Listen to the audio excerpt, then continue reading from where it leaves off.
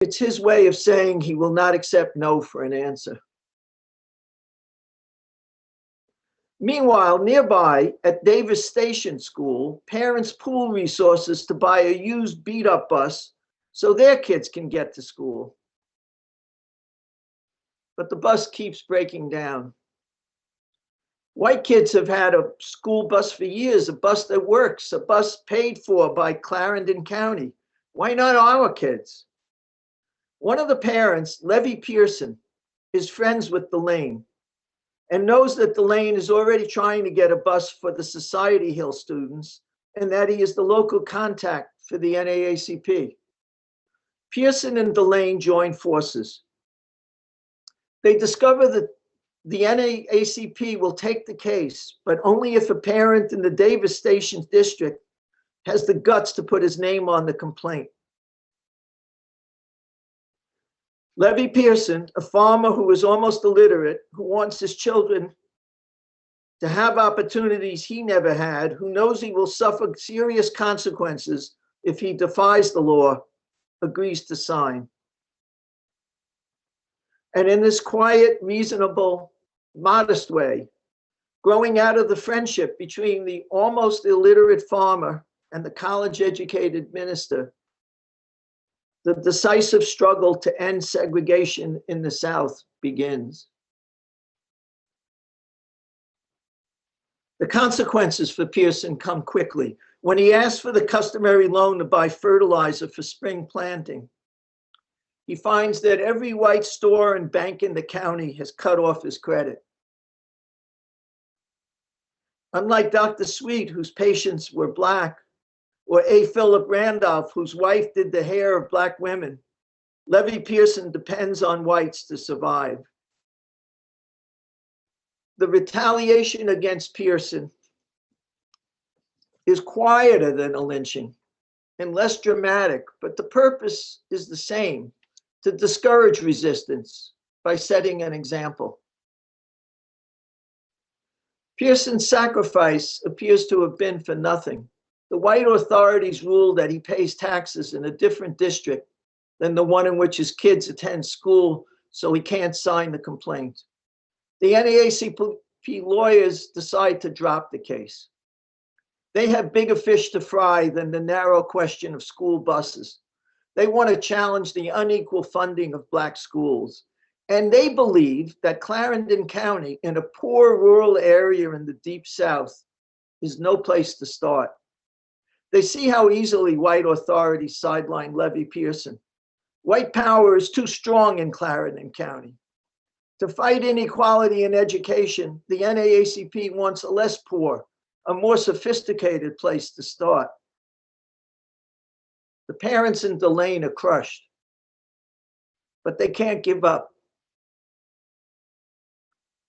This is about their kids.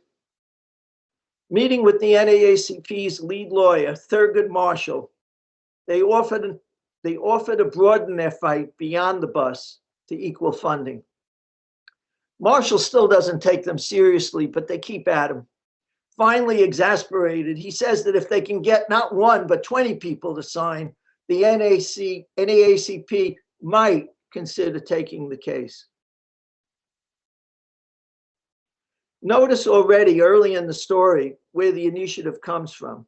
It is not the NAACP, not the outside agitators who drive the Clarendon County struggle. It is local people, ordinary people who have more to lose, but also more to win. A livable future for their kids. 3 months after the meeting with Thurgood Marshall, however, only 2 parents have come forward to sign. Most parents hold back from fear of economic violence and physical violence. The case is going to die without ever making it to court. And then the young people step up. The issue for them is more personal than a bus and more immediate than equality in school funding. During the school year, their high school principal, a Black man appointed by white authorities, has been stealing various monies raised by students and parents for the school. Not a little money, over $5,000, in 1949 dollars. Now the principal says the seniors can't graduate without paying him more. Reverend E. Wells, president of the graduating class, is angry. He sends the principal a registered letter and copies the white authorities. Frightened, the principal calls Wells in and offers to get him a full scholarship to college if he will only retract the letter. Wells tells him, "I can't do that." Wells has already talked with the leader of the adults, Jay. Together, Wells and Delane, the student who cannot be bought off and the adult who cannot be scared off, make a decisive move. Using Delane's typewriter and mimeograph machine, Wells and other students mail invitations to all the parents for a mass meeting at a church. Over 300 people come. They fill the church, standing in the back and overflowing outside, looking in the windows.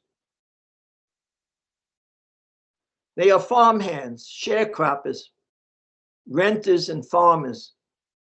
They are maids, housewives, handymen, and journeymen, teachers and ministers. Reverend E. Wells calls on graduating seniors individually to tell what the principal has stolen, item by item. Responding to the righteous anger of the students, Henry Scott rises. He is a sharecropper without education. It's a dirty shame. It's just a dirty shame. The children have to call we parents to meet instead of we parents calling the children. It's a dirty shame. We must do something. We must get organized now. Responding to Henry Scott's lead, the parents organize and ask Delane to be president. He hesitates. It's one thing to write letters, even to meet with NAACP lawyers. It's another to lead a group of angry Black people. He knows there will be reprisals against him. He doesn't know whether the people will have his back. Terror, he knows, tends to sap the will to resist. He understands the terror system because he has lived his whole life within it. He warns the crowd at the church. When the whites plot against me, and when my life is in jeopardy, and even when everything I own might be destroyed, you all will be ready to turn your backs on me. He wants them to not give in to fear, to stay angry, to see it through. He wants this meeting in this church to be the beginning of the struggle for equality and education. As he talks to the parents and students, Delane clarifies the terrific struggle on which they are embarking. He tells them that it's not a fight over the principal, although he must be held accountable. The miserable condition of the high school is not his fault. It's the fault of the system, which takes care of white schools and gives what's left over to Black schools. And if he, Delane, brings the demands of the high school students and the Black community as a whole to the trustee board and the superintendent, they will ignore him, as will the county board and the state board of education. Then we'll have to fight the battle in court with the NAACP's help. We'll have to appeal to the state court. These are his words, of course. And then to the federal court, and from there to the Supreme Court before we can get justice. If I take the leadership, you have to stick with me and fight all the way to the United States Supreme Court. And that's what happens. Delane proves right on both counts. The case winds its way in fits and starts over the next 5 years to the Supreme Court. And he faces vicious reprisals. 3 days after the meeting at the church, he's fired from his job as principal and teacher. but neither he nor the parents are cowed. Within 5 months, more than 20 families signed the petition for equal schools, and more than 500 people joined the local NAACP. For whites in Clarendon County, this is a new situation. They have never been challenged before. They like seeing themselves as friendly and benevolent to blacks. They are friendly, so long as blacks, who are called simply by their first or last name, but call whites Mr. or Miss, so long as blacks don't make demands. One reason whites are so angry is that the black movement has deprived them of the privilege of seeing themselves as benevolent. Now they use their power. They deny so many people credit that Christmas shopping in Somerton, the main town, is way down. Revity Wells is refused entrance to Temple University.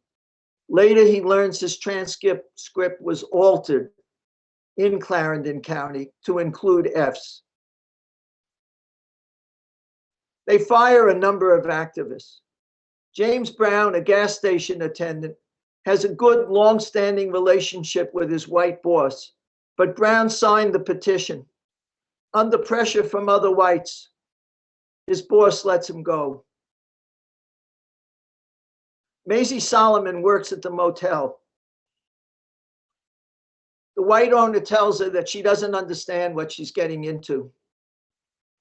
Solomon replies, "I might do wash, but ain't nothing wrong with my mind. If I don't know what I'm doing, how come I can make your laundry come out right?" He tells her to quit the movement or be fired. She quits the motel. Delane remains the focus of white rage.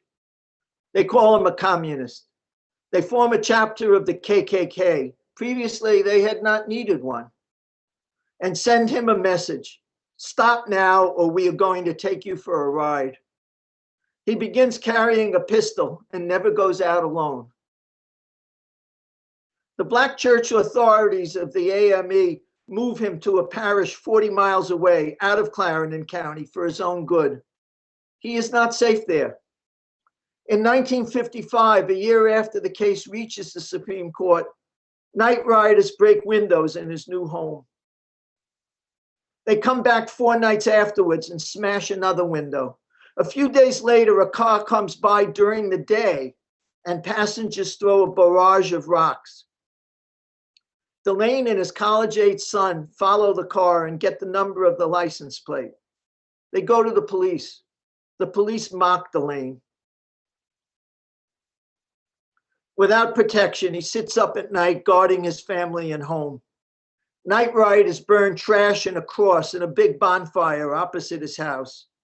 Then they burn down his church. His bishop offers him a church up north in Newark, New Jersey. He politely declines. His life, his roots, his fight are here in South Carolina. One night as the car drives slowly by, a shot is fired toward the house. Delane gets his rifle, tells his wife to go to the neighbors, and sits out in the dark waiting for the car to return.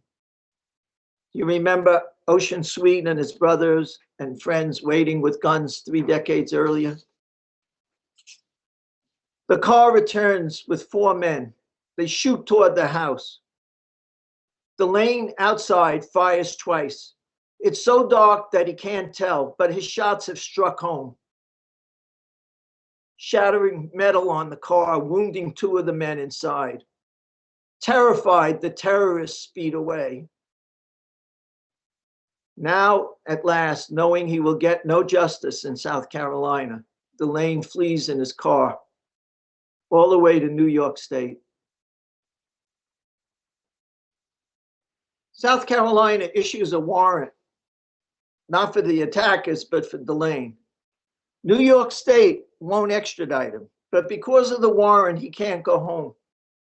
Reluctantly, he settles down, becoming pastor of an AMA church in Brooklyn, whose congregation grows with other migrants from South Carolina, part of the second great wave of migrants from the South that began during World War II.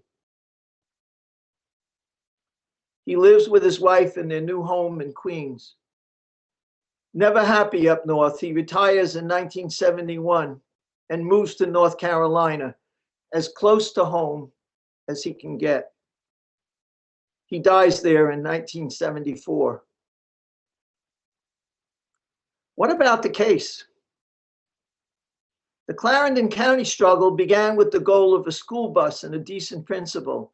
Then it transformed to embrace equal funding for Black schools. The parents and students were demanding equality. Give us equal buildings, pay our teachers equally, live up to your own segregationalist law. In Plessy versus Ferguson in 1896, the court had ruled that separate but equal was okay. But the NAACP sees a chance to put segregation itself on trial. By the time the Clarendon County case reaches the Supreme Court, 5 years after the first mass meeting in the church, it has been joined to 4 other cases and become a fight against Plessy, a fight over segregation itself. Brown versus the Board of Ed takes its name from the plaintiff in the Topeka, Kansas case. There were also cases from Delaware, Virginia, and Washington, D.C. But the Clarendon County case is the most southern and rural, the only one of the 5 that attacks segregation on its home ground in the Deep South. Maurice, would you put up illustration number 3?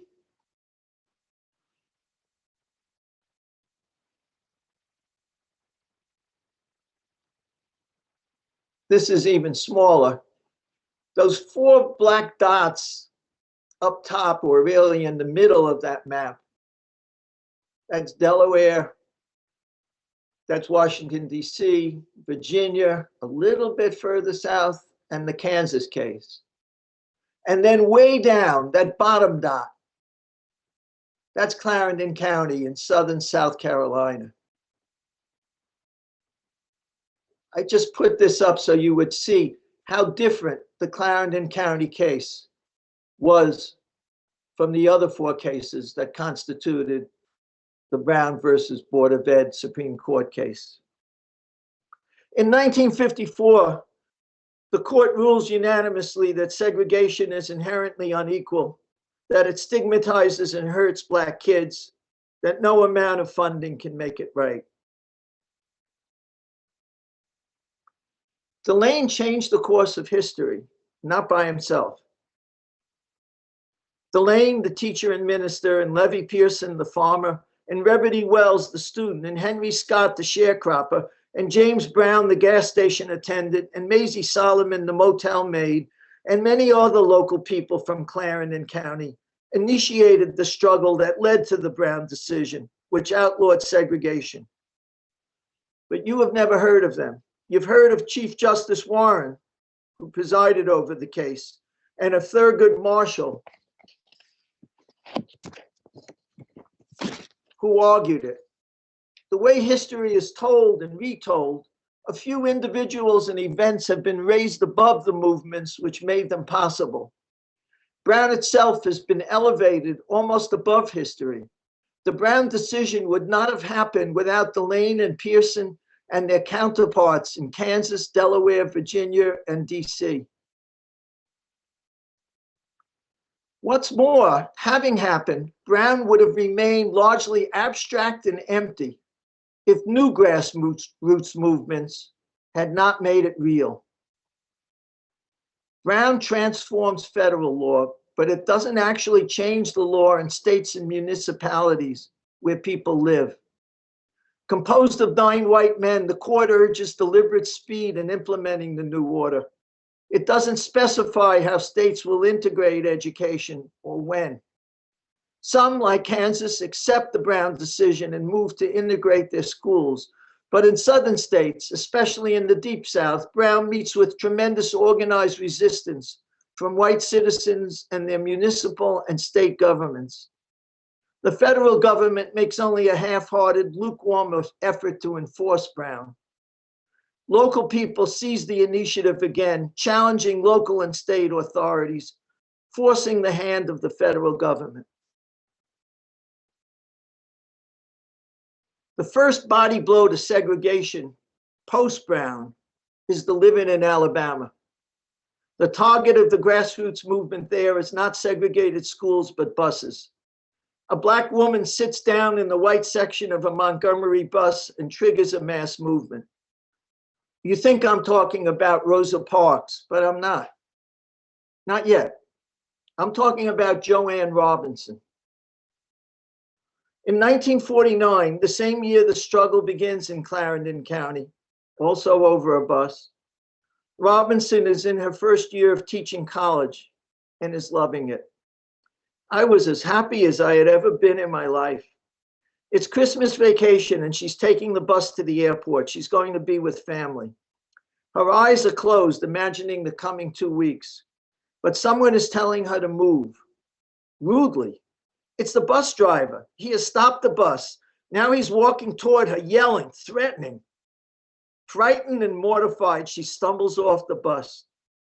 I could have died from embarrassment. When she sat down in the nearly empty bus, Joanne Robinson didn't know the rules regulating segregation on buses in Montgomery. She grew up in Macon, Georgia, where the rules were not as strict. Now she knows. Already a member of the Women's Political Council, composed of professional Black women in Montgomery, she soon becomes president and begins steering the council toward challenging Montgomery rules for buses. Every year, dozens of incidents and complaints reach the WPC. A sister and brother visiting from New Jersey, 10 and 12 years old, sit down on a bus and are told to move. They refuse and are arrested. A Black man who has been drinking argues with the driver over whether he is paid. Police come and shoot and kill him. A woman is angry at a driver who refuses to accept her transfer. She argues with him and gets off. He follows her off and hits her. She fights back. She is arrested. Not all, not even half of the incidents concern whites in front, Blacks in back. The drivers, all white, have total power on the buses, backed up by the police who are also white. Total power always leads to abuse. Joanne Robinson and the women of the WPC are not trying to integrate the buses, but rather to curb abuses.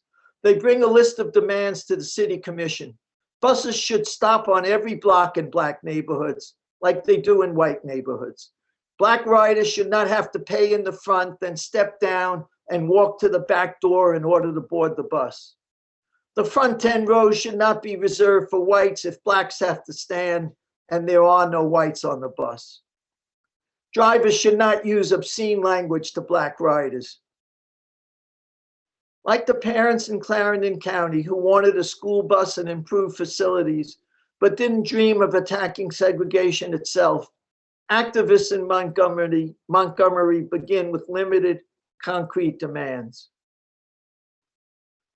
Robinson quietly directs the struggle, but still feels humiliated. I had not told anybody, not even my closest friends, because I was ashamed for anybody to know. It was consuming me. Inside her, a great anger is building and a great hope. In 1954, she learns of the Brown decision. In itself, Brown changes nothing. Nothing except how people think and feel. But that's a lot. Brown gives Robinson a greater hope of justice, a greater belief in the rightness of her cause, a greater sense of her authority. Before Brown, the WPC engaged in long, frustrating negotiations with the city. After Brown, Robinson writes to the mayor, informing him that if there is no real improvement, Blacks are going to boycott the buses. She begins planning a strike against the buses. Focused and disciplined, she waits for an incident that will galvanize people.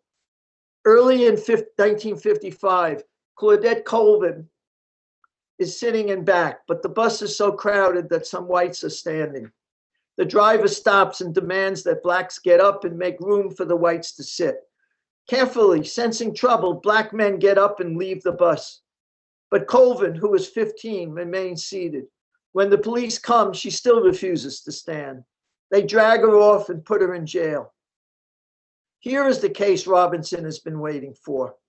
Colvin, she notes, is an A student in high school, quiet, well-mannered, neat, clean, intelligent, pretty, and deeply religious. Nevertheless, members of the WPC and of other Black civic groups hesitate. They worry what will happen if people refuse to support a boycott. And they worry perhaps even more what will happen if people do support it and there is confrontation. Out on bail, Colvin gets pregnant. She can no longer be poster child for a boycott. The moment passes. Later in 1955, Rosa Parks is arrested. Parks has her own history with Montgomery buses. In 1943, she entered the front door of a bus, paid the fare, and was told to go back outside and enter in the back. But the driver, James Blake, drove off while she was outside. Now she's sitting in the middle seats, and the driver is telling her to get up for a white person who is standing. And it's the same driver. She's been mad at Blake for 12 years. A seamstress, she is active in Montgomery's NAACP and has a sense of her rights. She refuses to get up. Blake checks with his supervisor before calling in the police, who arrest Parks. When Parks is arrested on a Thursday in December 1955, Robinson is ready. She's been preparing for this moment for a long time. She knows all she needs to know. She knows Parks is a solid citizen, a married woman, well-liked and respected in the Black community, an activist who will see it through. Without asking anyone, not even Parks, for permission, Robinson calls a boycott. That same day, she writes the leaflet. She gets a male colleague at her college and 2 trusted students to help run off 52,500 copies in the middle of the night on the college's mimeograph machine without permission. The leaflet says, another Negro woman has been arrested and thrown in jail because she refused to get up out of her seat on the bus for a white person to sit down. This has to be stopped. Negroes have rights too. This woman's case will come up on Monday. We are therefore asking every Negro to stay off the buses on Monday and protest. Robinson calls the protest for a single day, Monday. She is not thinking about Tuesday or Wednesday. She does not know whether people will heed the call on Monday, whether they will boycott the buses or ride them. Her job is to get the word out. The rest is up to them. During what's left of Thursday night, she and the 2 students divide the leaflets into bundles and map out the route for distribution. At 8, having been up all night, she is teaching a class. The 2 students are in it. After class, she calls members of the WPC individually, at least 24, and tells each where to wait. She drives her car to the meeting places, and the 2 students give each woman a bundle of leaflets, which the women distribute at businesses, storefronts, beauty parlors, beer halls, factories, barbershops, and schools. The leaflet strikes a chord in many people, most of whom have had their own experiences of humiliation on the buses. On Monday, the buses, usually so full as they traverse Black neighborhoods, are empty. People have never felt so together, so proud, so energized, so powerful. The moment recalls the meeting in the church in Clarendon County when an oppressed people who have gotten used to oppression glimpse the possibility of freedom and begin to become a disciplined force, a we. Now the question arises, what next? If we extend the boycott past today, when will it end? And how? How will we get to work? Will some of us tire of boycotting and drift back to the buses? What reprisals will we face? How will we stay united? How can we build on this amazing moment and construct a sustainable movement? E.D. Nixon knows the answers. Robinson called the boycott. Nixon organizes it. His parents were sharecroppers. He had less than 2 years of schooling and was educated in the Black labor movement. His teacher was A. Philip Randolph. In 1928 in Chicago, at a meeting, probably a lot like the meeting I showed you the photo of, he heard Randolph speak. It was like a light. That's what Nixon said. Randolph was organizing the Brotherhood of Sleeping Car Porters. Nixon, a porter, began organizing and never stopped.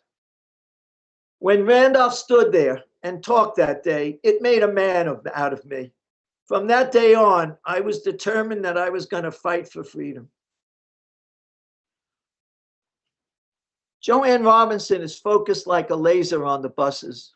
E.D. Nixon sees the big picture of white supremacy and Black resistance. He fights for freedom in every area: jobs, voting, schools, transportation. He understands that segregation is a total system held together by voter suppression and violence. Only a popular movement that challenges segregation in schools, public transportation, restaurants, swimming pools, movie theaters, and simultaneously challenges violence and voter suppression and employment discrimination can crack open the system of segregation. In Montgomery, Nixon has started a branch of the Brotherhood and a voting rights group and become president of the local NAACP. For a while, he also headed the state NAACP. In 1955, E.D. Nixon is the best known and most respected leader in Montgomery's Black community. In the NAACP, Rosa Parks serves as his secretary. He doesn't tell her to get arrested, but when she does, acting on her own anger and sense of her rights, and when Robinson calls the boycott and people observe it, Nixon seizes the moment to organize a mass movement. He believes that the movement needs a respectable, educated, articulate spokesperson, someone who can interface with the press, preferably a minister. But on Monday, the day of the boycott, the ministers are cautious, fearing mass movement and confrontation. Nixon pressures them to go along by threatening to tell their parishioners about their cowardice. And he picks Reverend Martin Luther King as spokesperson. He picks King because King is young, only 27, and new to Montgomery, and not yet used to Montgomery's segregated ways. King accepts his new role and speaks at the first mass meeting Monday night at a church. The large crowd shouts approval of resolutions continuing the boycott and setting up an organization. Joanne Robinson intends no disrespect when she points out that the stand which the ministers took on the resolutions proved that they were finally catching up with their congregations. Despite warnings from her college president, she remains active, attending to the nuts and bolts of the boycott, spearheading an incredibly complex and successful carpool system with 325 volunteer drivers, 42 pickup stations, and 2 downtown exchange points for transfers. Maurice, would you put up the last illustration, please? Day after day, this is one of the pickup places, one of the 42 where people would congregate. Notice it's mostly women. Notice young, old, stern, one smiling, a cross-section of the Black community in Montgomery. Day after day, over 30,000 Black people get to work via the carpool system or simply walk. Maids are prominent among the walkers. Observers are surprised by the solidarity, the confidence, the determination, and the energy of the Black people of Montgomery, especially the women. Among the 9 officers of the boycott organization, there's only 1 woman. There are 5 ministers.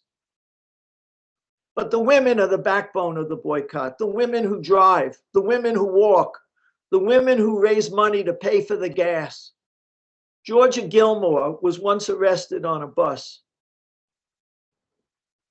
Now she organizes the Club from Nowhere, consisting of women who bake cakes and sweet potato pies that are so good that even some whites can't resist buying them.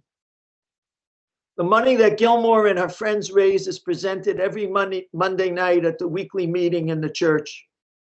Other money comes from outside Montgomery. Robinson writes a weekly newsletter with all the boycott news. She makes extra copies to mail to boycott sympathizers in other states. As people all over the country learn from the newsletter and from newspapers and TV of the sacrifices of the boycotters and the intransigence of the authorities, they begin sending contributions, enabling activists to buy station wagons for the carpool. Most Montgomery whites are shocked and resentful. They thought they knew their colored people. Now they don't recognize them. There had been a small white citizens council. Now it doubles in size, and elected officials become members, and a reign of terror is unleashed from the top down.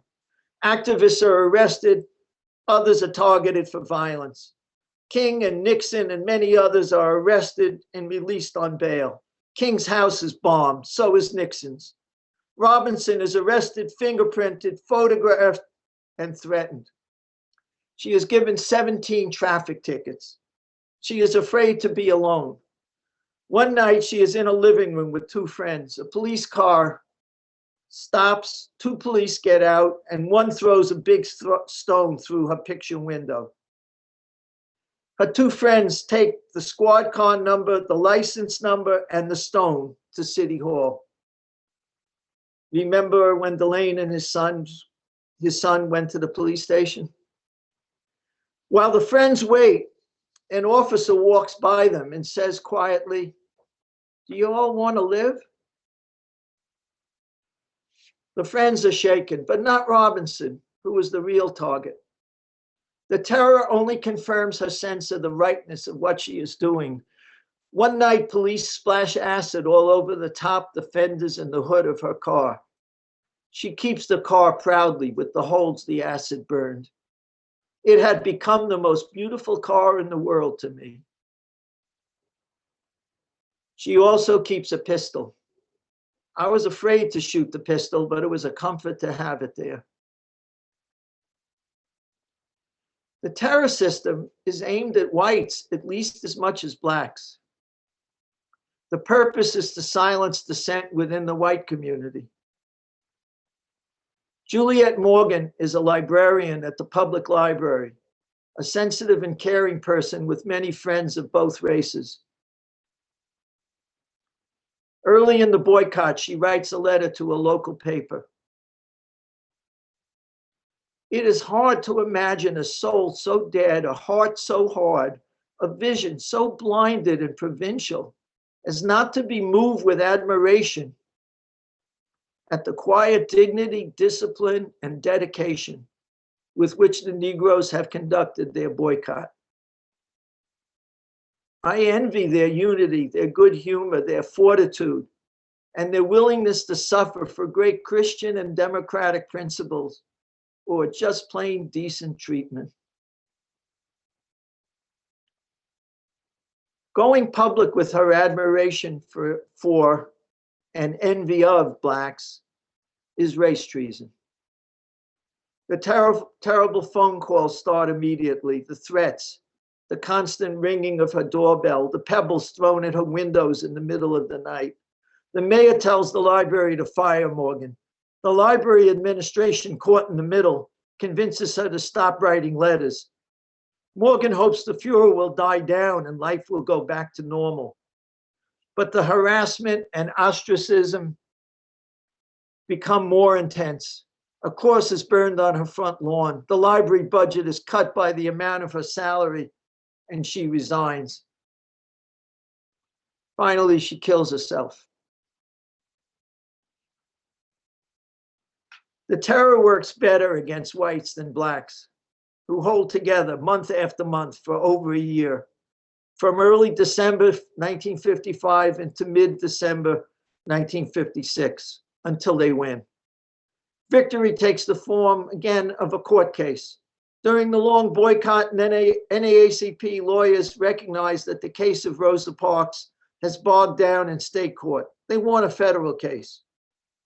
They revived Claudette Colvin's case, join it to the cases of 3 other women arrested on Montgomery's buses, and bring it to federal court, where the complaint of the women is upheld. The state of Alabama appeals, and the case goes to the US Supreme Court, which rules that segregation in buses is illegal. Again, as in Clarendon County, a protest starts modestly with a limited demand, gathers momentum, and culminates in a victory over segregation itself. The resentment among whites does not end. The terror continues. But Black people ride Montgomery buses, sitting where they please. Robinson, Colvin, Parks, Georgia Gilmore, Nixon, King, and 40,000 bus boycotters win. King serves as spokesperson through the ups and downs, hopes and disappointments, intimidation, arrests, and violence. He leads the mass meetings every Monday night, and he speaks for the masses to the media. He becomes famous, not only locally, but nationally and internationally. As Ella Baker says, the movement made Martin rather than Martin making the movement. This is not a discredit to him. This is to me as it should be. The only discrediting factor would be if this contradicts his own assessment of who made whom. Ella Baker probably knew more about building movements from below than anyone in America. After graduating from college in 1927 in North Carolina, she moved to Harlem, part of the first Great Migration. For the next 3 decades, she studied social change and organized it. She listened to radicals who taught class struggle. She learned from CIO organizers who practiced it. She combined class with race, looking for seeds of future uprisings in all those excluded from power and status: Blacks, workers, women, young people.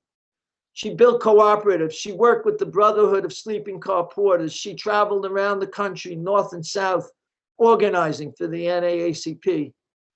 She left her vice presidency in the NAACP because the NAACP was too cautious, too focused on legal strategies, too afraid to risk confrontation, too top-down.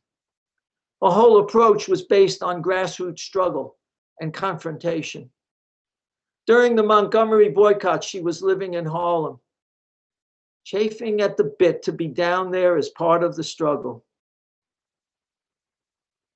If Joanne Robinson was waiting for the moment when an incident on a bus could lead to a boycott, and E.D. Nixon was waiting for the moment to launch a bottom-up movement against segregation in Montgomery, Ella Baker was waiting for the moment when an uprising from below could become a mass movement against segregation throughout the South. She thought Montgomery might be that moment. Here you have a situation historically unthought of and unpredicted, where thousands of individuals, just Black ordinary people, subjected themselves to inconveniences that were certainly beyond the thinking of most folk, where they would walk. Old women and maids who ran the risk of losing their little income would walk rather than ride the buses. Now, this meant that you had a momentum that had not been seen even in the work of the NAACP. And it was something that suggested a high potential for widespread action through the South. From her years of organizing, Baker already knows E.D. Nixon and Rosa Parks. In the 40s, Parks attended two of Baker's NAACP workshops on becoming an activist. During the boycott, Parks comes north and she and Baker tour Harlem together, raising money for Montgomery. After the victory, Baker helps found the Southern Christian Leadership Conference to extend the movement beyond Montgomery to the entire South. King is president of SCLC. She becomes executive director, moving to Atlanta, where the new organization is housed. She is almost twice King's age and a much more experienced organizer and would like to mentor him. But King is a Baptist minister who sees women as subordinate to men. They clash. Baker is committed to organizing rather than mobilizing, to strengthening horizontal ties between people rather than vertical ties to herself, to developing leadership in others rather than being the great leader, which is why you may not have heard of her or may only know a little about her. She knows King has a different concept of leadership. The third anniversary of the Montgomery boycott was being celebrated. And the handbill that was circulated didn't say practically anything about the movement or what the movement stood for, what it had done or anything, but was simply adoration of the leader, Dr. King. She confronts him. He says the people want it that way. To her, it's a wasted opportunity. The role of leaders is to recognize the leadership potential in others. There was a woman in Montgomery who worked all night as a nurse during the boycott and then showed up in the morning to demonstrate. Now that kind of dedication could have been utilized. Another woman, she means Georgia Gilmore, baked and sold pies to raise money for the movement.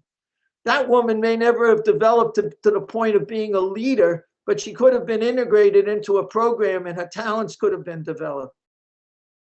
What happened to these women? Nothing. That's the tragedy of it.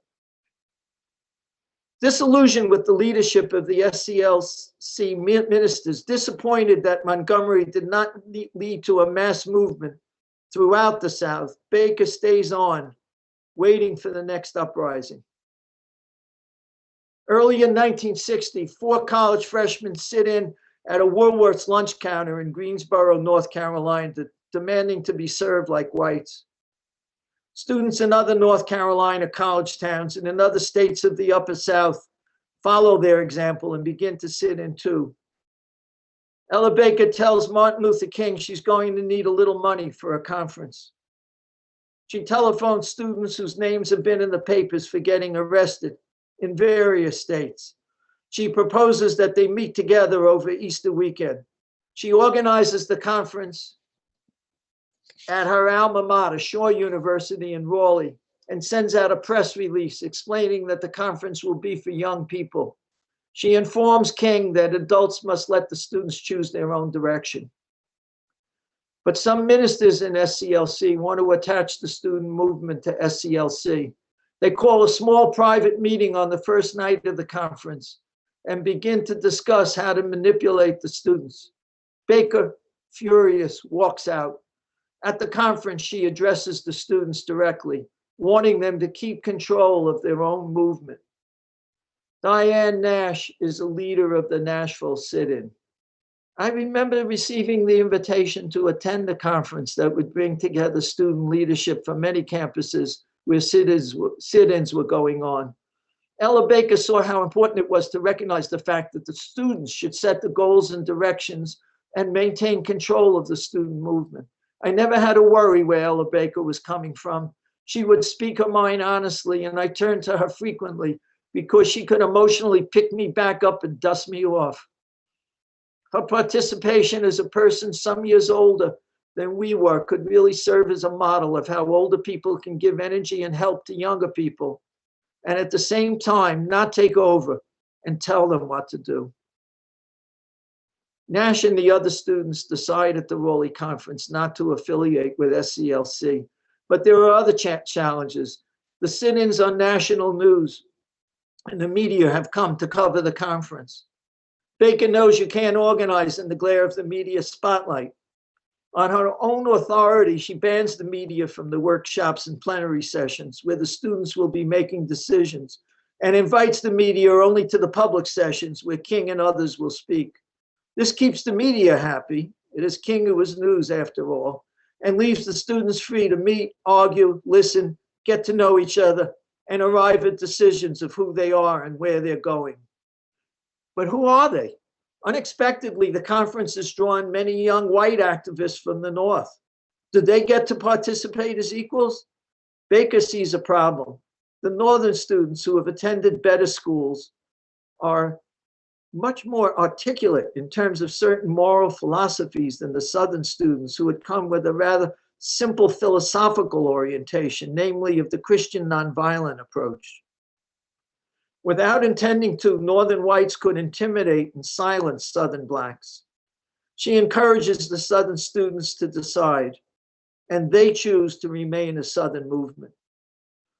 We had a good deal of sharp dialogue on that, and it became soul-searching for some, you see, because it wasn't a question of color as much as it was a question of retaining the character of a Southern-based movement. Baker, the expert in the way movements are built, has helped the students to talk to each other without media present, to decide not to become the student wing of SCLC, and to affirm their identity as a Southern movement. Now, at the end of the weekend at Raleigh, they create their own organization, the Southern Nonviolent Coordinating Committee, SNCC. In the coming months, under her patient guidance, SNCC evolves into a band of committed organizers ready to attack the system of segregation in the Deep South. Baker is on her way out of SCLC by mutual agreement, but still works in the Atlanta office, coordinating SNCC. One day in the summer of 1960, a young man walks into the office. He's not a student, but a young teacher. He's not from the South, but from Harlem. Inspired by news of the sit-ins, he wants to help. He hopes to meet with Dr. King and learn from him. He's read about him in SCLC. He's never heard of Ella Baker or of SNCC, which is only 4 months old. Dr. King meets briefly with him. Shortly after my session with Dr. King, Ella Baker made time for me to come in, sit down, and talk with her. She asked me about my upbringing, my thoughts on Harlem, my entrance into the movement. Her interest in me was what struck me. It was in marked contrast to that of Dr. King. Miss Baker was actually talking to me. I felt this first conversation had seemed important enough to her that she had made time for it. It was not something that she had just squeezed into her busy schedule. As they talked, the young man and Baker discover a connection. In the 1940s in Harlem, he and his mother and older brother distributed milk for a co-op. Baker had helped organize that co-op. He is moved to find somebody like that who was involved in the civil rights movement, who also touched on my early life. The young man shifts his direction from SCLC to SNCC, from joining sit-ins in the Upper South to organizing a grassroots movement in the Deep South, from integrating lunch counters to attacking the system of segregation, including the denial of voting rights. He returns to New York to complete his teaching contract and comes back down south the next summer. His name is Bob Moses, and he is ready to lead SNCC's invasion of Mississippi. From his first meeting with Baker in Atlanta and from subsequent SNCC meetings, Moses learns her style of leadership. Leading through listening, leading in order to develop the leadership potential of others, leading through forming personal connections. He brings that style in the summer of 1961 to Mississippi. At first, he and the small band of SNCC organizers are defeated by arbitrary arrests and violence. Driven from one town, they dig in nearby in another. They learn how to connect with local people. They know they have turned a corner when a few Mississippi high school students join them as full-time organizers. It takes longer for them to learn how to connect with older people who seem conservative, passive, resigned. They're tempted to write the older people off as accommodationists. Here especially, Baker's teaching is decisive that anyone can contribute if given the chance. And the older people, who are mostly poor, take them in and feed them and bring them to the doctor when they're beaten and give them money to buy a used car and space to breathe and prepare for their next encounter with Mississippi terror. Moses and the other young people in SNCC learned from the older people how to live with the threat of violence in Mississippi. After all, you can't live as though you're in real, very real danger every day, every minute. No one can survive like that. The communities we worked in didn't live like that. They knew how to survive. And part of organizing in them was learning from them how to move in times of real danger and how to take advantage of those times when you were not in real danger.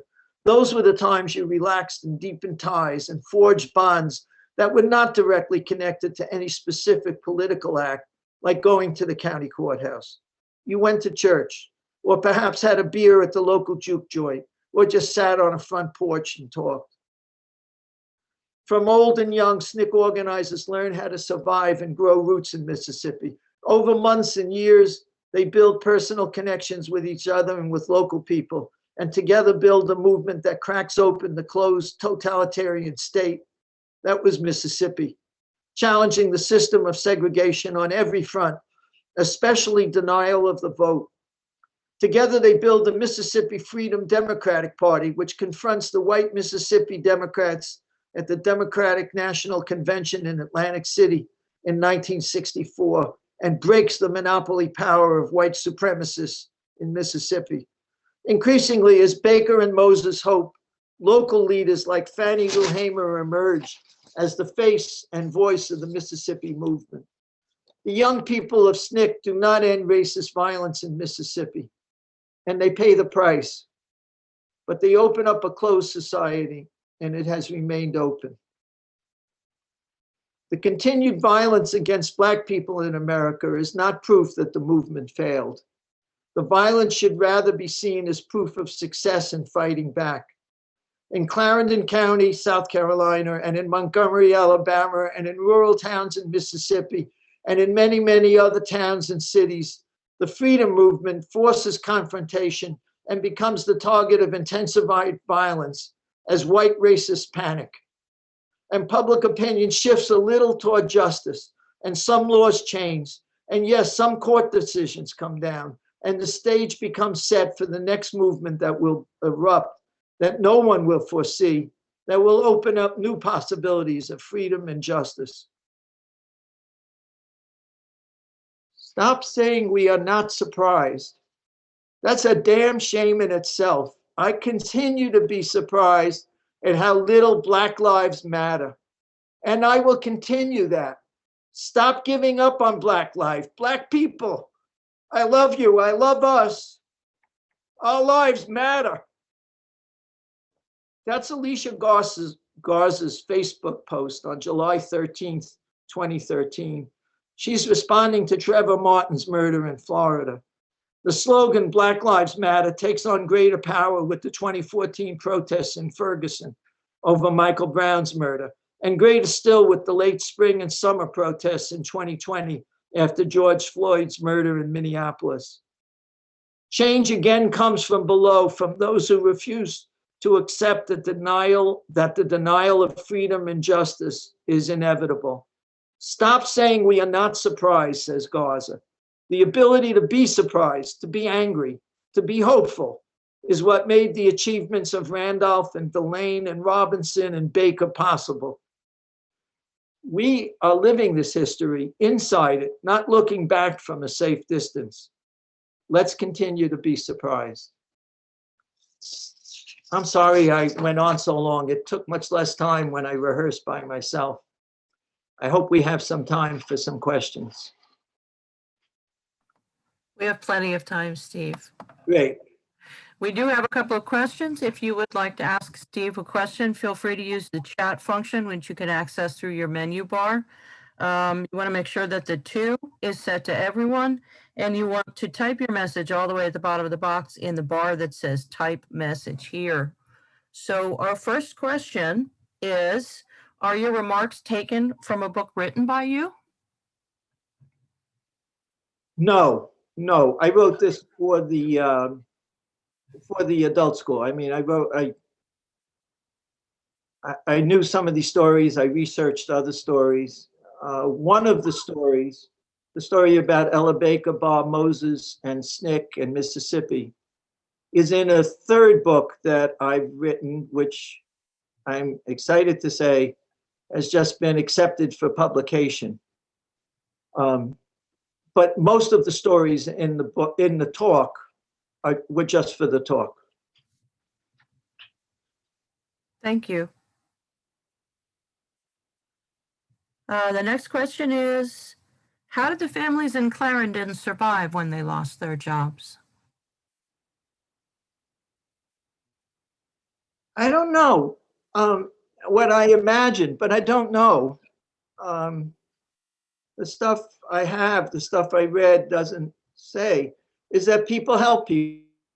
People usually get by. When you're part of a community, people reach out. It's especially true when you're part of a community that's joined in struggle.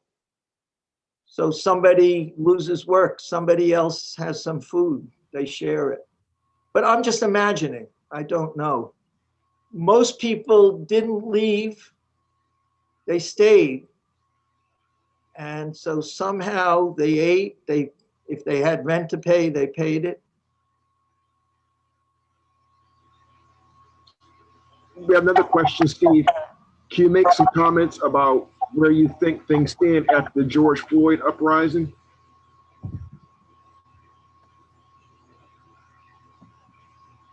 Well, like I was saying at the end, Black Lives Matter has become the great new wave. I described movements. I described the way the Brotherhood of Sleeping Car Porters became a movement, which in turn enabled further movements, threatened and actual marches on Washington and other victories. I described the movement in Clarendon County that started so small, so local, so modest, or the movement in Montgomery that started similarly. Nobody foresaw these movements. Nobody saw them coming, no matter how smart you were. Not even Ella Baker saw them coming. And the same is true of the student sit-ins that led to the rise of SNCC. And now, what Alicia Garza said in her post, don't say we're not surprised. Don't be cynical, she meant. Don't be knowing. Don't be, oh, well, that's the way it's always been and always will be. And she and the other two women who began the Black Lives Movement, nobody foresaw they would do that, and they had no idea where it would go. But of course, the murders continued, and each one has led to new protests. And now this past spring, summer, we had the largest protest probably the United States has ever seen. And yes, things are shifting still. I think the one thing I've learned through studying history is that the most important changes come from the bottom, and nobody foresees them until they happen. Those who are wise pick up on them, join them, learn from them, support them, aid them.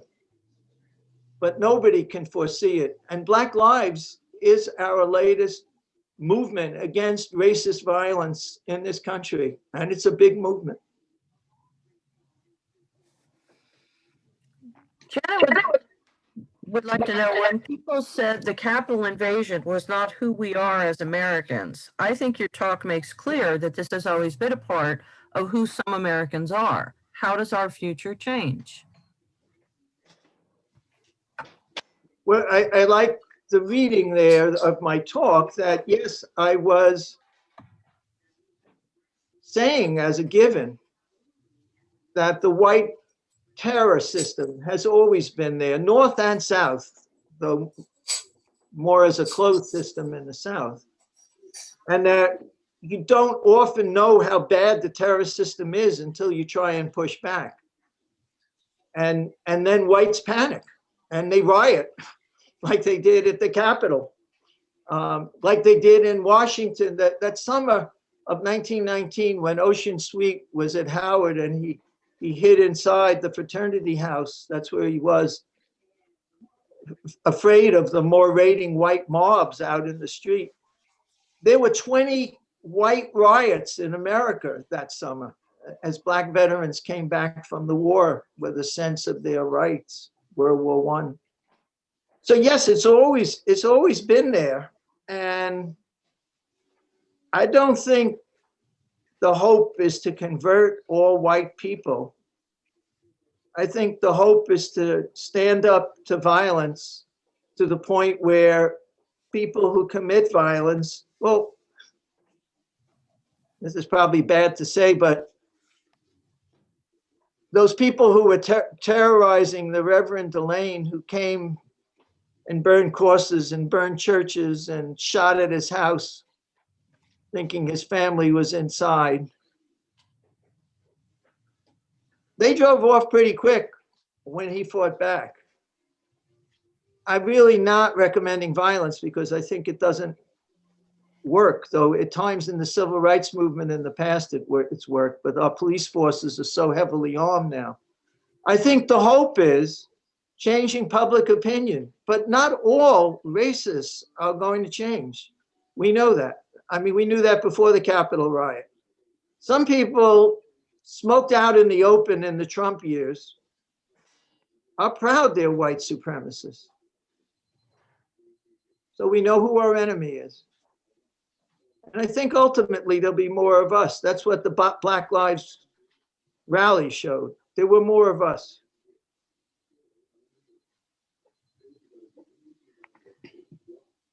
Hey, Steve. One of the things that happened in the boycott that also happened in Georgia with the elections recently is the importance of women in the movement. Georgia shows how strong women have been in order to push, to get the right people in power. But I just think as a movement, they were very impactful with what they did, and it just shows the relationship with the boycott back in the good old days. And not only Montgomery, where the women were so prominent, and where Rosa Parks and Joanne Robinson were leaders, and where the women walked and drove and raised money, not only in Montgomery, but in Ella Baker herself, the leader of SNCC, but throughout the not so much the sit-ins, those were mostly, but not by any means entirely men, but throughout the civil rights movement, not only in Mississippi, but throughout the South, women played a tremendous role. And look at Black Lives Matter. The three people who started it were women. Yes. So there is a consistent theme here. You're correct. The leadership of women in the movement has been underreported.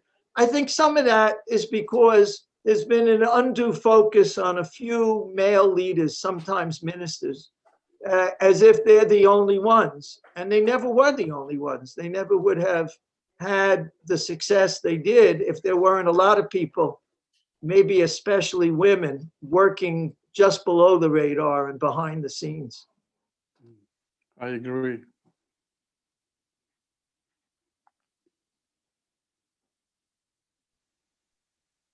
Next statement, Linda Liss says, it has occurred to me how interesting it is that women have been behind all of these movements and men get all the credit. Looks like women have the backbone to stand up and force change at every turn of these movements. Yes, I agree completely, but I don't want to imply that men lack backbone.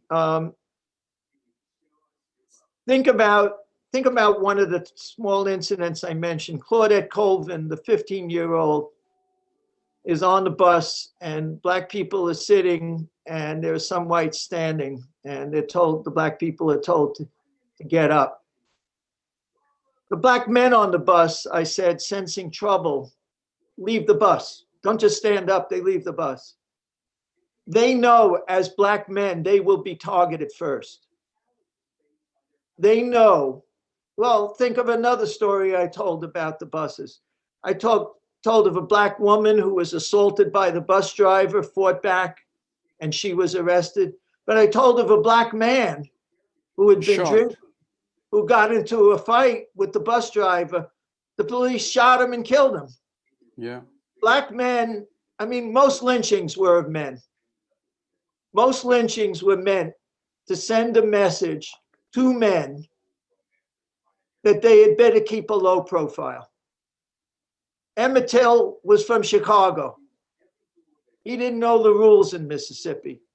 He didn't live to see his 15th birthday. Males, especially, felt the weight of the terror. It's always been that way in America. Mhm. That's one reason that women have had to take so much of the brunt of leadership and activism. Not that many men haven't shared it, of course.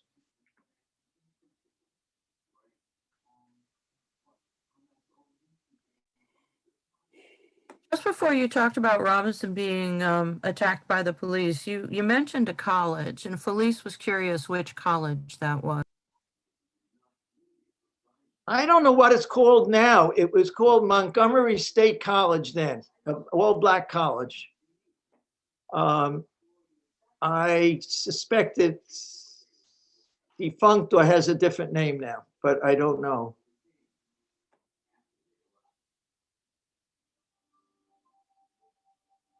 Interestingly, Joanne Robinson did keep her job there for a few more years.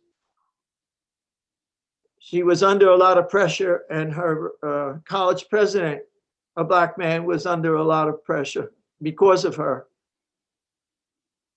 But when the student sit-ins began, and there was more uprising, more unrest, more demonstration, more black demands, there was so much pressure on the college and on her that she left her job. Much as she loved it, she never got a college teaching job again. She ended up teaching high school. Mm. Nothing wrong with that, but she was a college teacher who loved it.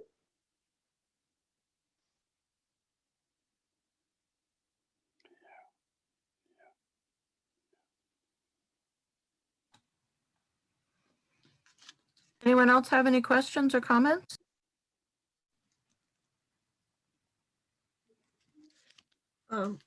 I do, Kathy Roach.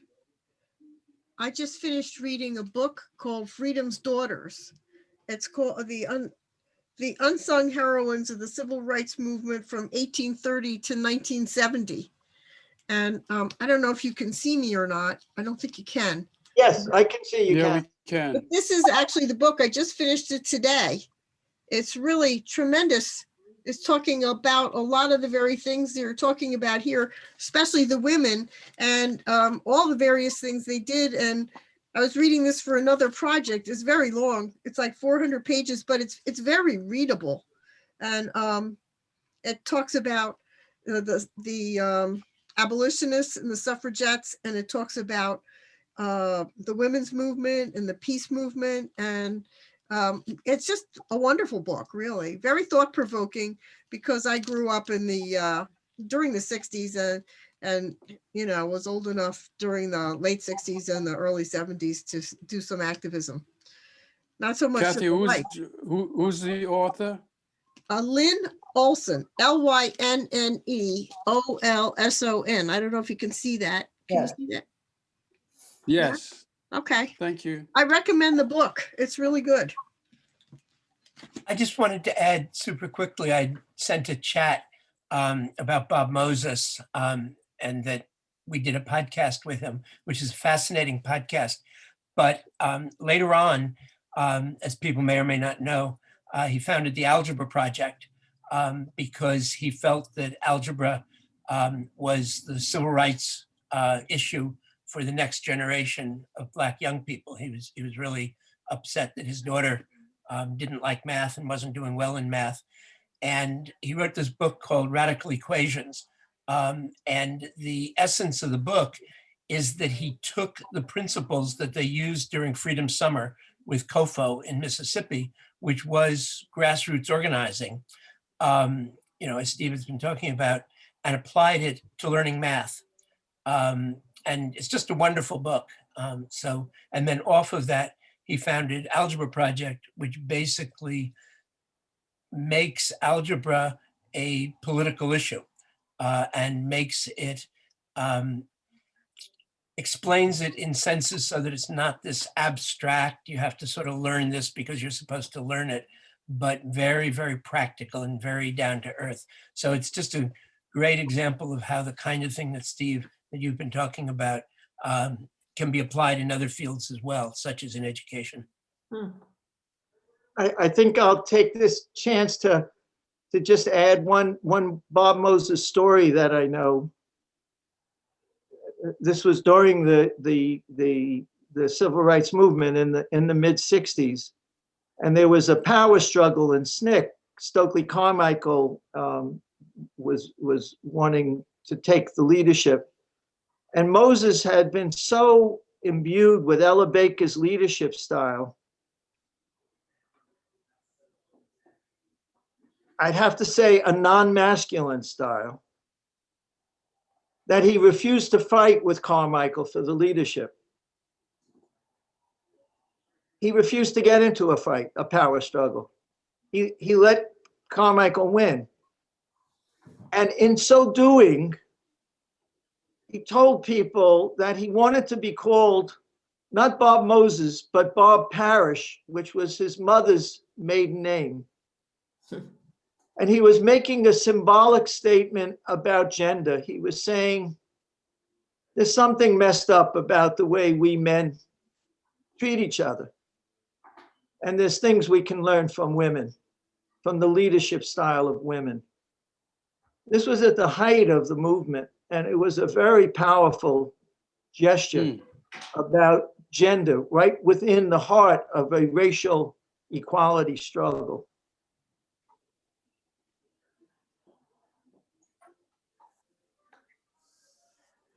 Steve, I just want to say that I only knew a few of these stories, but I liked the way you put them all together because I knew a little here, a little there, and an awful lot that I didn't know. So I appreciate it. It was very interesting.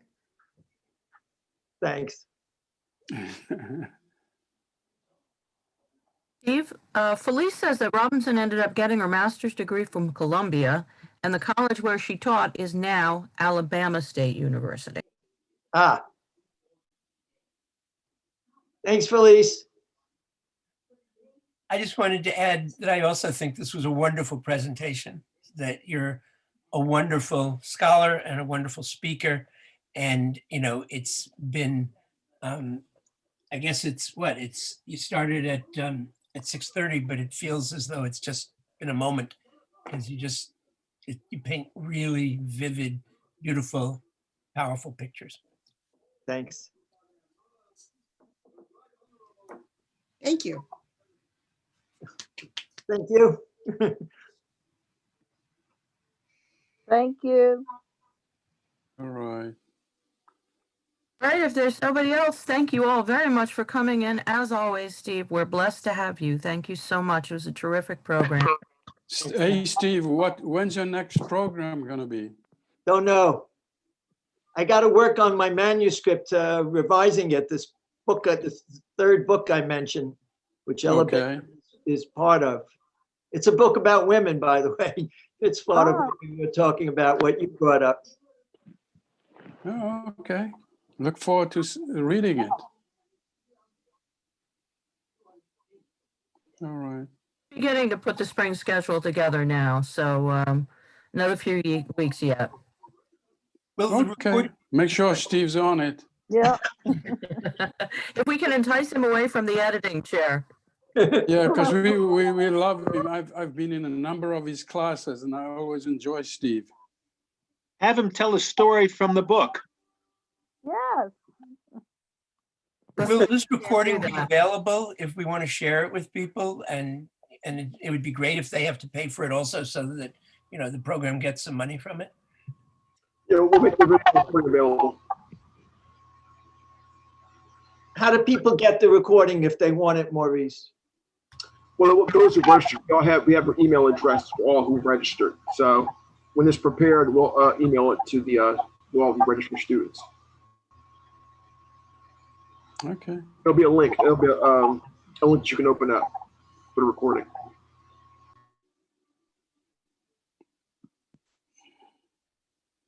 It's usually within 24 hours, so we'll send it out to the class, and all you have to do is click on the link and you can watch the recording.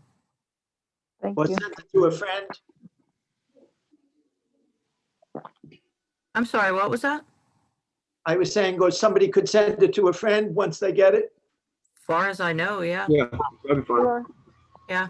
Forward Nope. the email to your friend. Yeah, No copyright issues. Well, that's between you and Steve. right. No copyright, no copyright. All right, thanks a lot. Have a Thank good you. week, Everyone else. everybody. Thank you so Thanks much. for coming out, everyone. Have a wonderful evening. Bye, everybody. Thanks again, Steve. Bye.